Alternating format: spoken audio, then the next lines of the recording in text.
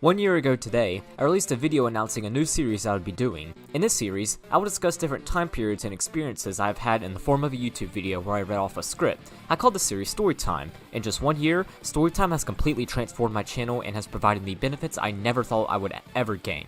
So today, to celebrate 1 year of Storytime, I thought I would recall the history of Storytime and discuss its progression. I'm Zach, this is Storytime 44, on December 24th, 2021.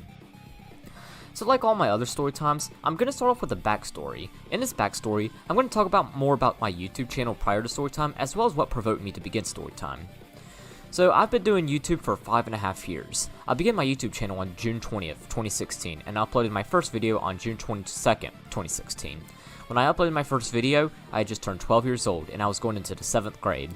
I began puberty about a month prior to this. Therefore, my voice was quite interesting to say the least in my first video. I'll link it in the description. But as I continued to release content and got better technology, I was able to produce better quality videos. Like for the first year and a half, I produced videos from my iPod Touch. In Christmas 2017, I switched to using a PC. Then in 2020, I began using a family computer. Now I have my own gaming PC that I use to record story times. My videos also became better simply for me getting older. It's especially true in regards to my voice. My first videos were recorded while I was going through puberty. Now, as a young adult, my voice isn't as high-pitched and I could talk about much clearer. So, just getting older has too improved my quality as well. So then let's jump a little bit to June 2018.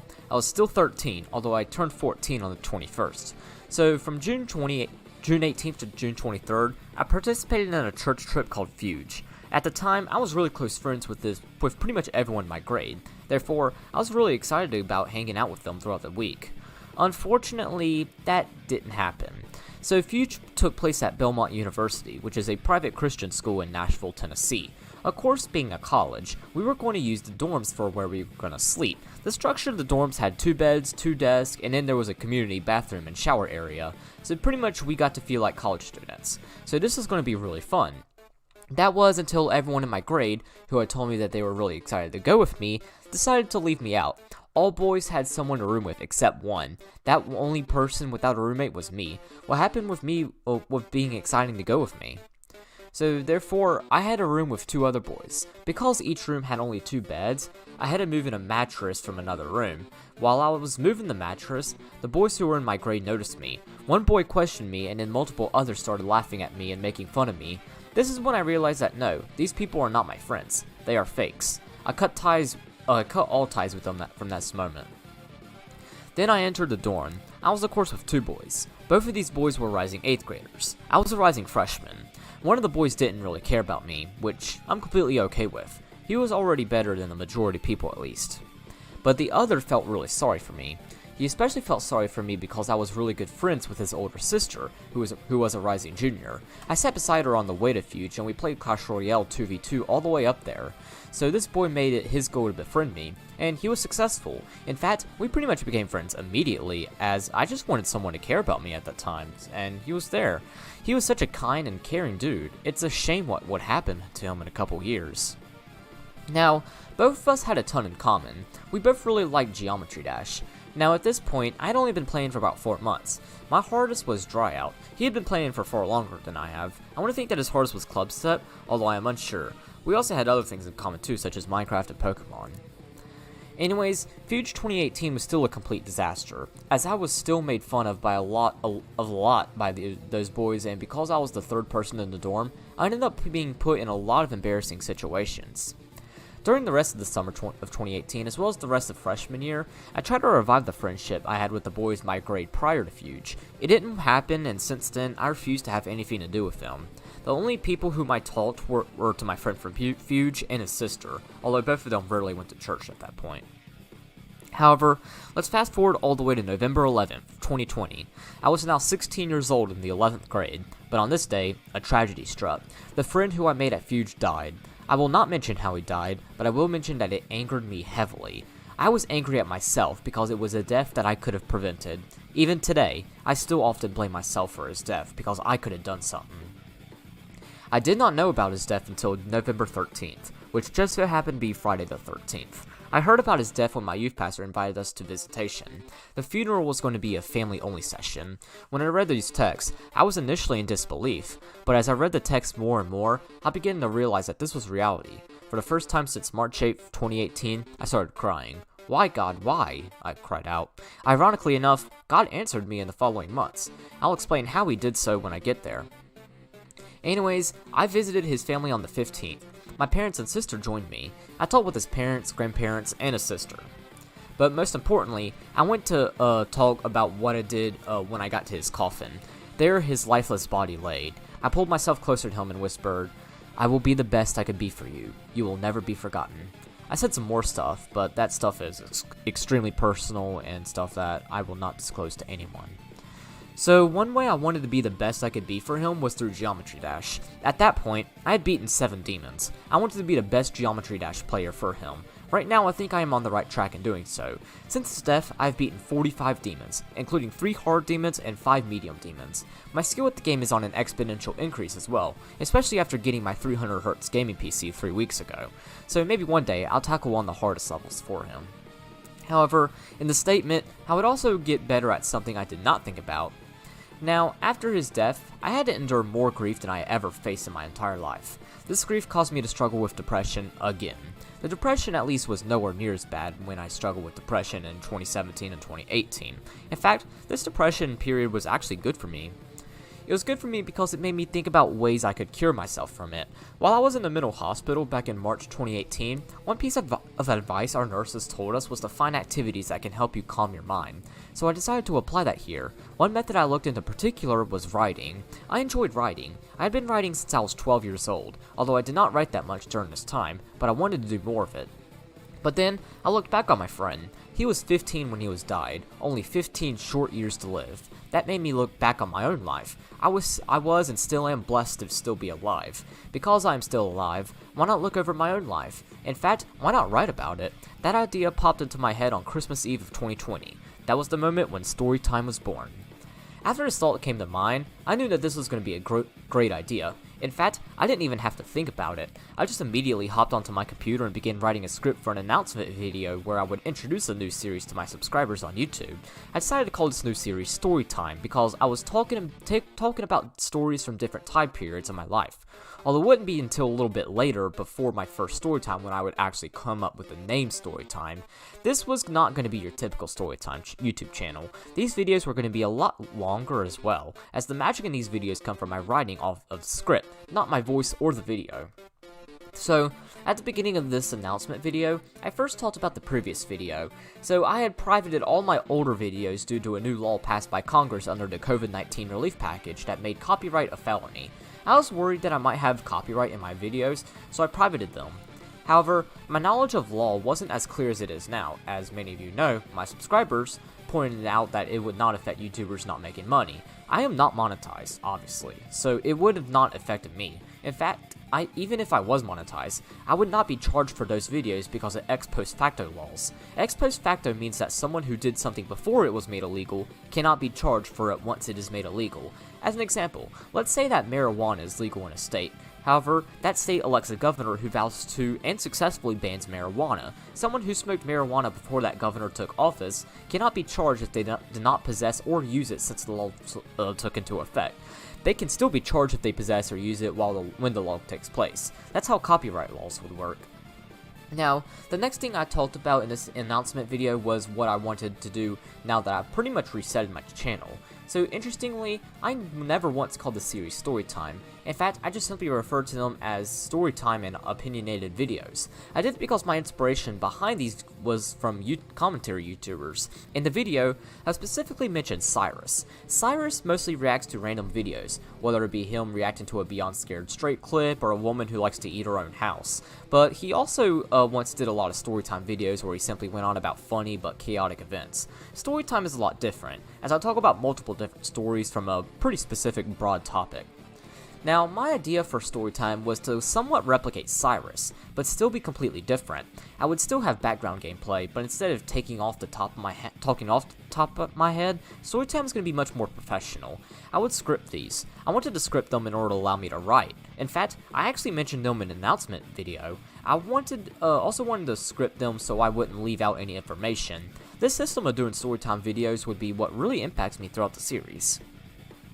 At the end of the announcement video, I stated that when I would be releasing Storytime. So I said that I would release one every Friday. At the time, this was plenty of time for me to release Storytimes. However, I think the schedule is really outdated because the more Storytimes I've done, the longer my Storytimes are. For example, the first 21 Storytimes are about 6,100 words long on average. Meanwhile, Storytime 22 through 43's average is almost 3 times more than the first 21's average. Therefore, it's now a lot harder to write these in just a week, which is why I often have to take breaks, as well as why I sometimes do not release Storytimes on time. I'll probably release an announcement, okay, that's kind of obsolete. I also want to mention that during this time, because of coronavirus, we were doing hybrid learning at school, meaning we went to school for 2 days, but then we were remote for the rest of the week. We also had very little schoolwork. Because of this, I had a ton of time to work on Storytime. But yeah, that was the video that I announced Storytime. It was released 1 year ago today. Funnily enough, this video was created quite similarly to how Storytime was created. I recorded the gameplay of me playing a mobile game. I then recorded myself speaking over that gameplay, and then I trimmed it to look like an actual video. This is how my first 21 and 23rd Storytime were created. I'll explain what changed when I get there. Now, December 24th, 2020 was on a Thursday, so I could have very well created the first one the next day, but I really just didn't feel like uploading on Christmas Day, so I just waited until January 1st, 2021 to release the first one. However, I do want to mention what I got for Christmas though. So I got a new phone, that being the iPhone XR. My previous phone, which was the phone I recorded the announcement video for, was an iPhone 6 that I got for Christmas back in 2018. So this was a huge upgrade. In that upgrade, there was better recording, so my old phone lagged a ton when I tried to record. I especially saw this when playing Geometry Dash.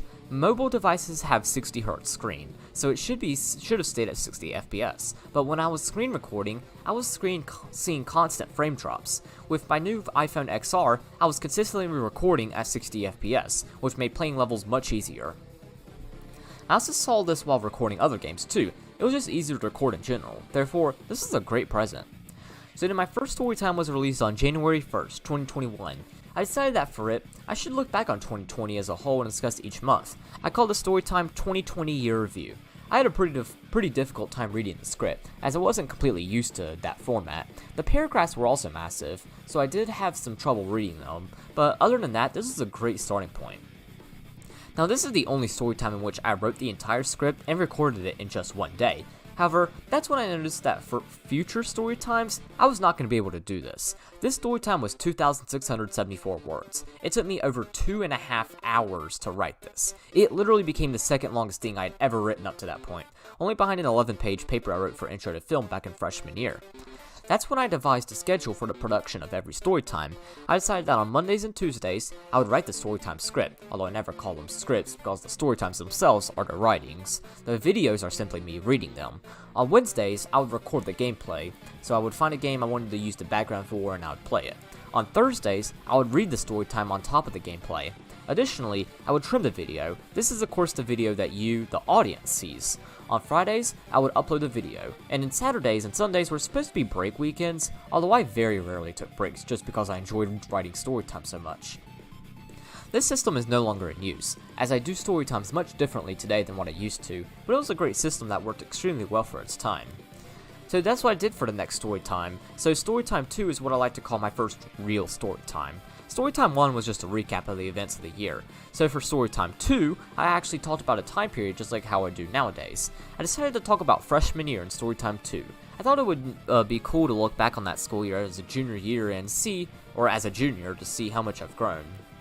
So I got to work on Monday, January 4th. I wrote a total of about 5 hours on the script. 2.5 were on the 4th and 2.5 were on the 5th. It ended up being the longest thing I had ever written, clocking in at 7,894 words, which was over double the film paper from 2 years prior. It was also 17 pages long, which was extremely long for me at the time. Nowadays, this is nothing, but more on that later. Outside of being long, this Storytime also established the format I'll use for Storytimes. I still use this format today, so Storytime 1 kind of followed the format, but it was just its own thing. But since Storytime 2, I followed a specific format for Storytime. That format is Times New Roman, 14 font, 1.15 line spacing. I also zoomed to the fit size. I use this format to help me read, as I have really bad eyes. I also have all excerpts or poems that I read center aligned to make them stand out. Page length, colors, and other stuff is normal. I also have the title of the storytime date, storytime topic, storytime episode. Thanks to its simplicity, it makes creating storytimes really easy to do and it makes them consistent. The next storytime I released was a lot more different than the past two storytimes.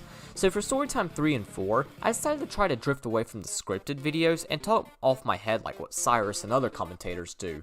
I learned how to write an outline for a speech back in public speaking, so I tried to apply that for these two storytimes. Storytime 3 was about stories on the bus for middle school, and in storytime 4 was the same thing but for high school. However, they kind of failed. I left out a lot of information in both of these story times that I could have included, so these story times weren't the best. Also in Storytime 4, I accidentally left the volume of my gameplay on, which made it really bad, so this was a rookie mistake. Now, after experimenting with this new style, I determined that scripting story times would be a better approach. While I could have gotten better at the old outline method, I decided to stick with the script method since it works better and I wouldn't leave out stuff. In the end, I'm glad I kept with the script method, as it improved my writing so much. Then for Storytime 5, I went back to the script method. I decided to talk about my sophomore year in the storytime in the same way I talked about my freshman year in Storytime 2. This was a really enjoyable storytime to write and record. However, the big issue with the storytime was that it was really only 75% complete. I talked about sophomore year all the way to March. After March, I spoke very little about doing online school and that stuff, which I shouldn't have. I should have talked more about online school and coronavirus as a whole because those were major factors in regards to the end of sophomore year. I'd at least fix this in Storytime 33. Another issue that took place much earlier into the storytime, so I mentioned the Blowing Rock trip. That of course took place during sophomore year and is probably the biggest highlight from that school year. However, I only mentioned like half of it. I stated that I would fully discuss it in the next story time. Now, I often do stuff like this in my modern story times, but I do it so that I don't have to explain as much. However, I do it when I mention a topic unrelated to the topic for that story time I'm mentioning it in. As an example, in Storytime 38, I mentioned the Wilmington trip. In it, I only really discussed the activities I participated in and the funny moments from the trip. I never talked about who I roomed with or other people in general. I said that I would do this in Storytime 40. This was the correct way of what I call pushing content. Talking about friends and stuff was unrelated to the Storytime topic, which was about traveling. Storytime 40's topic was about my 8th grade school year. In it, I decided to talk about who I roomed with and other stuff. That's the proper way of pushing content. In Storytime 5, I did it improperly. Storytime 5 was about sophomore year. The Blowing Rock trip was completely relevant to the topic. In fact, literally anything that happened during the school year was relevant to the topic, so I shouldn't have pushed content here. Oh well, at least I got it right in Storytime 33. I'll explain when I get there. So the next storytime I did was of course Storytime 6. So this storytime was about intensives. Out of the first 10 storytimes, this was probably the best one. I didn't make many mistakes and is actually pretty fun to listen to. I wanted to redo this storytime last month, but I decided not to just because it was such a good storytime and there wasn't a whole lot to correct. The main reason I did so well with the storytime though is simply because of how I organized it. I had a global backstory in which I talked about where I went to school and what intensives were, but then for each grade, I had a local backstory in which I gave a little commentary about each grade and talked about the primary question our school had for each grade in regards to intensives. This was really good because it helps the listener understand intensives better, so this is great storytime. The only bad thing I could think about from this storytime is that I did it a little too soon. This storytime was released on February 5th, 2021. I was of course a junior. During this time, we were working on a financial literacy intensive. While there isn't much to say about it, I still wish I had done this in storytime later because there was some stuff that happened after the storytime was released. But other than that, this is a very solid storytime. The next week, for Storytime 7, I decided to talk about something very personal. This storytime was about Fuge. I discussed the conflict at church at the very beginning of the storytime and how I met a new friend and then passed away. Prior to writing this storytime, I had never really examined the conflict at church or what happened at Fuge. I just remembered getting left out, making that friend, getting made fun of, my birthday, and the final day of Fuge being one of the best days ever. But writing this storytime gave me the opportunity to examine the situation in detail. Therefore, I was able to understand myself a little bit better by writing this. And that's one thing I've noticed with storytime in general. The more that I've done storytime, the better I've been able to understand myself as a person. I've also gotten better at remembering different events, which I'll get to later. Now, this storytime wasn't without its issues. The biggest issue for this storytime, as well as a common issue found with my older storytimes in general, is that I often focused emotionally on myself rather than stating the direct details. In my modern storytimes, I'd say I'm pretty direct, but back then, my writings were a lot more emotional and less about events in particular. Because of that, I often went on tangents. Storytime 7 is a good example of this, as I went on multiple tangents. It was also just really short in general, being only 4,265 words long. I'd at least perfect this in Storytime 29. The next storytime I did was Storytime 8. For it, I talked about swimming. Now, I had a pretty long history in regards to the sport, so I had a lot to talk about. From starting just 2.5 weeks before my 12th birthday, to my first swim meet, to breaking both of my arms, to my asshole coach, to me finally quitting, there was a lot to talk about. Now, the production of it went pretty smoothly. However, it has a very notable issue in regards to the end of the storytime, so I decided to give advice at the end. That's a problem. Storytime isn't the place for advice. Storytime is for me to talk about my life in a humorous tone, although sometimes they do get pretty serious. They aren't meant to give advice. I'm not a therapist. I'm a YouTuber who sits in front of his computer all day and makes videos, so giving advice here was bad. The advice was also really bad in general, so I'd argue this is probably one of my least favorite storytimes I've ever made. So, the next storytime was a lot better. I talked about fights. I love talking about fights. In fact, it is one of my favorite things to write about. So, writing this storytime was a blast. However, it's probably one of the most forgettable storytimes I've done. Nothing really sticks out from the storytime. It wasn't as flawless as Storytime 6, it wasn't a milestone storytime, and it didn't break any records. Its word count was only a little under 5,000 words, which was about average for its time. In fact, I very often forget I even made this storytime, which is a shame because I had so much fun writing it. One reason I think Storytime 9 is forgettable is because of the storytime after it, being Storytime 10. This was probably the second most important storytime I've ever made. I'll explain what the most important storytime was later on. First and foremost, it was important because it was about 8th grade. While in Storytimes 2 and 9 I referenced the situation, I never flat out mentioned what happened on March 8th, 2018, and the events prior to it. For those who don't know, this was the day that I tried to kill myself. Now, because I was talking about such a serious situation, I had a lot of difficulty writing it. When I talked about this, I actually handpicked some stuff that happened and wrote about them. I did it again in Storytime 28 and Storytime 40. Because of the severity of the situation, I won't talk about all that happened. You already know that I won't talk about how I tried to kill myself or how I harmed myself for the month prior, but there are other things I left out simply because of how violent of the situation is. In fact, this is the only situation in which I actually leave out stuff on purpose. Now, on a lighter note, this is also a very important storytime because it was a milestone storytime. It marked my 10th storytime. In addition, it also became the longest new thing I had ever written by a long shot. The total word count for this storytime was 19,842 words, which was over double the previous record, which was Storytime 2. That made it 43 pages long. It ended up taking me an hour and 36 minutes to record it. For the time, this was insane. Even now, that's pretty long, as it still stands as my 7th longest storytime. Now, this was an extremely hyped up storytime, therefore, it got quite a lot of views. In fact, it is my 2nd most viewed storytime. So, those were my first 10 storytimes. I refer to this as the experimental phase. During this time, I was just trying to experiment with different stuff in order to shape storytime into what it is now. I tried a lot of things. Some worked, while others didn't. But after Storytime 10, I pretty much knew what I was doing, and then from then on, Storytime became extremely consistent and easier to follow through. Now, during the experimental phase, the topics were just chosen out of thin air. I simply talked about what I would do the next week at the end of each storytime, and that was that. While I still do this today, I put a lot more planning into my storytimes. I now have a spreadsheet for that. One sheet has all of my completed storytimes. It includes the storytime episode, topic, word count, page count, and video length.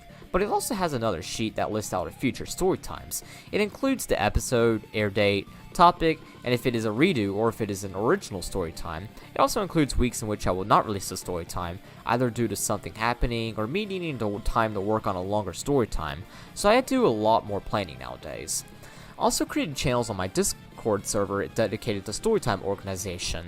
I have a channel that states what storytime I am working on right now, a storytime that lists out each storytime, a channel that lists out the next 5 storytimes, and a channel where I make announcements regarding storytime. Therefore, members of my Discord server can get a glimpse of what storytimes I will be doing in the future. Now that I talked about the experimental waves, most storytimes tend to be more forgettable and less significant, so therefore, I'm not going to explain every single storytime I've done, but I will mention the notable ones as well as differences in production. So I first want to mention Storytime 15. So this Storytime was about my 7th grade school year. It was released on April 9th. This was probably my favorite Storytime to write. 7th grade was an awesome school year that had a lot of drama and a lot of funny moments. So this was a fun Storytime to write. Now, being a Storytime about an entire grade, you can expect that it was pretty long. And you'd be right, it was 10,322 words long. This made it the second longest Storytime, as well as the second Storytime to be over 10,000 words long. So this progression of making longer Storytimes was really starting to pick up here. A month later, on May 7th, I wrote another Storytime that was over 10,000 words long, that being Storytime 19. However, this Storytime isn't special simply because of the word count. It's most notably the first time I ever redid a Storytime. This was a redo of Storytime 7, which was on my swimming career. I fixed up all the bullshit advice, and I also remembered more. This is one of 6 redos I have done. Not many mistakes were present in the Storytime either, so this was a perfected version of Storytime 7. Even though it's really old and the quality isn't as good as modern Storytimes are, I still recommend it just because it went just as well as Storytime 6. Then 3 weeks later, I wrote the most important Storytime in the series. So this was Storytime 2022.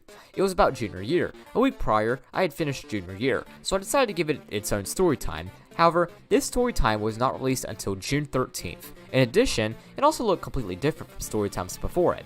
Why is that? Well, that would be because of its length. Storytime 22 was 24,460 words long, making it officially the new longest Storytime. However, there was a problem with recording over my voice, over the gameplay, so it seemed like my phone developed a bug where it would only save part of a screen record with the mic on rather than the whole thing. This was a major issue for Storytime. In addition, it would also develop more bugs when uploading it to YouTube as well. Therefore, it was impossible for me to make videos this long. So after a total of 5 attempts of recording the Storytime, I just gave up for a little while. Somehow I was still able to upload Storytime 23 using the same method. However, I got the same bug with Storytime 24. I was furious. I have been using this method for 5 months now. Why does it now just not want to work? So after some time, I thought there would be no hope for Storytime. So I began working on a YouTube announcement where I would be putting it into Storytime. But then, by some miracle, an idea popped into my head. What if instead of recording these Storytimes, I live stream them, and then people can go back and watch them? That's the idea that came into my mind, so I put this to the test. I started it with Storytime 24, and it worked like a charm. Then the next day, I decided to go back and try to record Storytime 22. After recording for 1 hour and 51 minutes, I had officially done it. I had successfully recorded Storytime 22, making it the new longest Storytime in 3 months. Then, just a little bit later, I went ahead and recorded Storytime 25. Now, it was supposed to be recorded on the 18th. However, I was in Raleigh all day on the 18th, and then the day before, I had a swim meet, so the 16th it was. This was a very special Storytime, as I recorded it 4 days before my YouTube channel turned 5 years old, 5 days before my 17th birthday, and 6 days before my first video turned 5 years old. So for it, I decided to do a 5-year anniversary special and talk about the history of my YouTube channel. I started off talking about how I started watching YouTube videos about 12 years ago.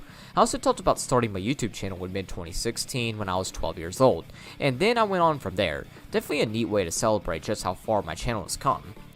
So then the next week was the first time I ever took a break from Storytime. I was at the beach all week. I also just wanted the week off to celebrate the channel's 5th birthday. The next Storytime I want to mention is Storytime 29. So this was my second redo. For it, I decided to redo Storytime 7. In it, I was able to explain Fuge a lot better. Over the past few months of writing, I remembered more about Fuge, which allowed me to do better. In addition, I also wrote it in a more direct tone. Therefore, this is a great Storytime. In fact, it's actually one of my favorite Storytimes just because the quality was so good. I then took the next week off, as I was in Philly that week. The week after getting back from Philly, on August 6th, I released Storytime 30, yet another redo, this time being a redo of Storytime 2. Now that I had written about freshman year more, I now remembered a whole lot more. This Storytime put that to the test. It was almost 27,000 words and the video was a little over 2 hours long, making it the new longest Storytime. But unlike the previous Storytimes that held that title, this Storytime would not be the longest Storytime for very long. That's because literally just 3 weeks later, I released Storytime 33, which is a redo of Storytime 5. I applied the same concept from the freshman redo to the sophomore redo.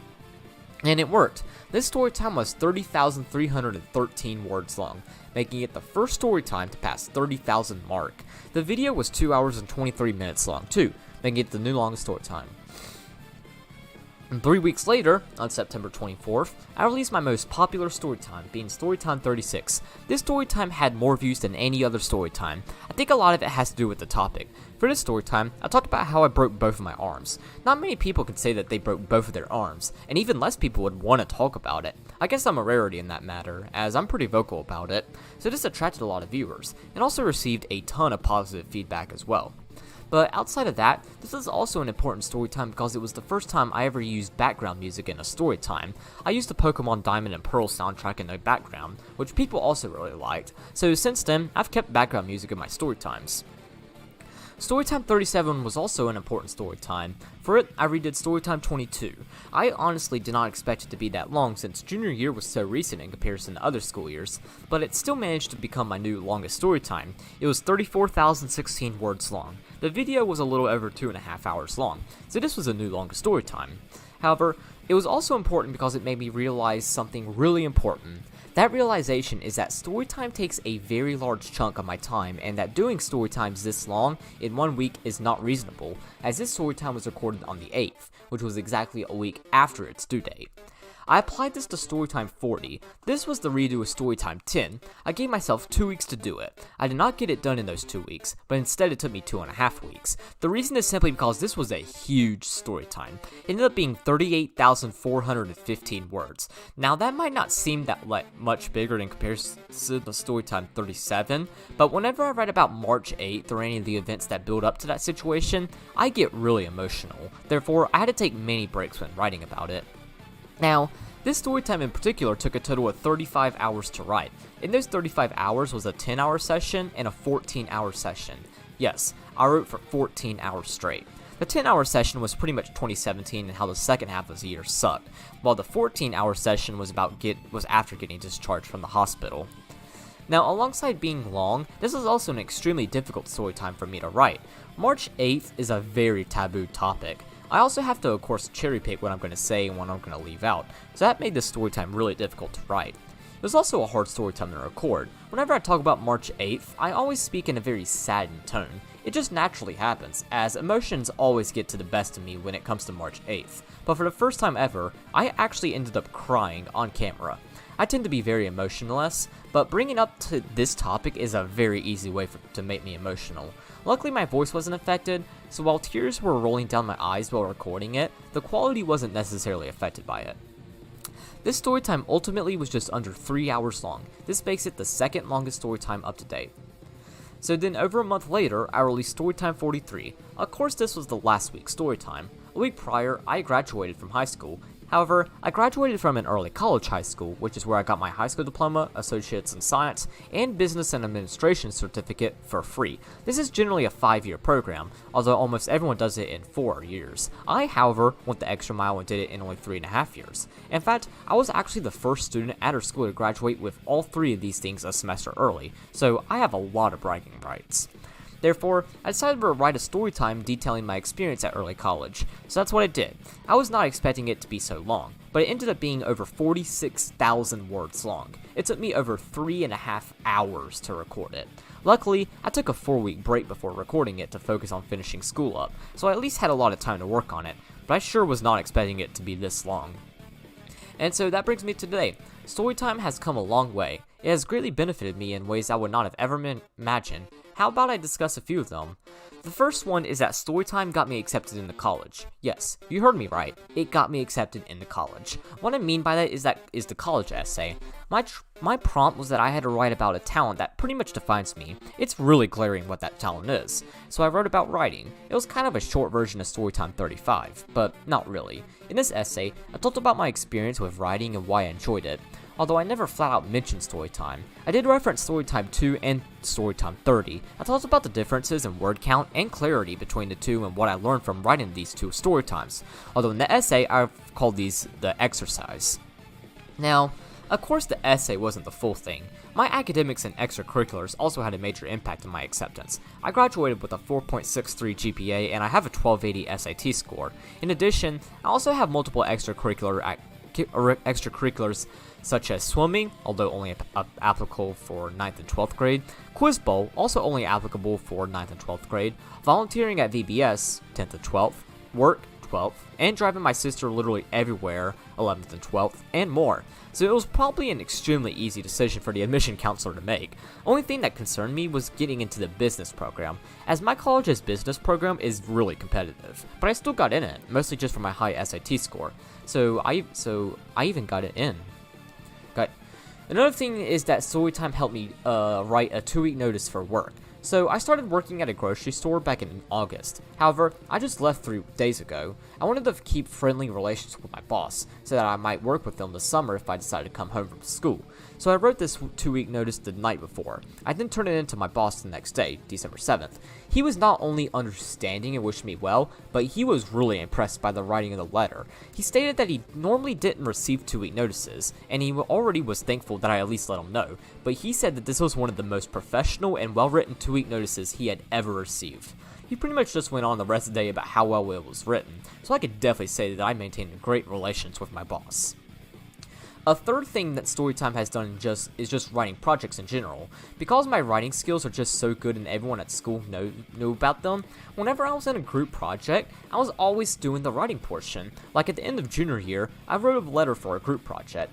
And then in civics in 12th grade, I created a PowerPoint presentation and wrote all the notes down for my group members. This trend will probably be seen in college as well, so Storytime has helped me be a very reliable teammate. So that brings me to the future of Storytime. What do I have in store for the future? Well, if you saw the announcement video earlier today, you probably already know, but if you didn't, well, I decided to end Storytime.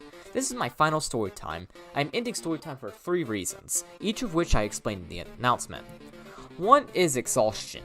While my writing skills have increased astronomically, my speaking skills have been improving much slowly. And Storytime 43 is a clear example of this trend.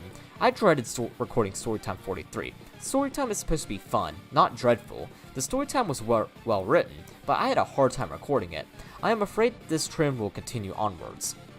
In other words, I cannot speak for 3 hours. The more that I have written Storytime, the longer they have become. If I continue to do them, they will one day become too long. In fact, I think I already hit my absolute physical limits when I recorded Storytime 43. I do not want to record something like Storytime 43 constantly, so I am ending Storytime for that. I am also ending Storytime so that I can work on my novel full time. On my last day of school, my freshman English teacher challenged me to write and publish a book.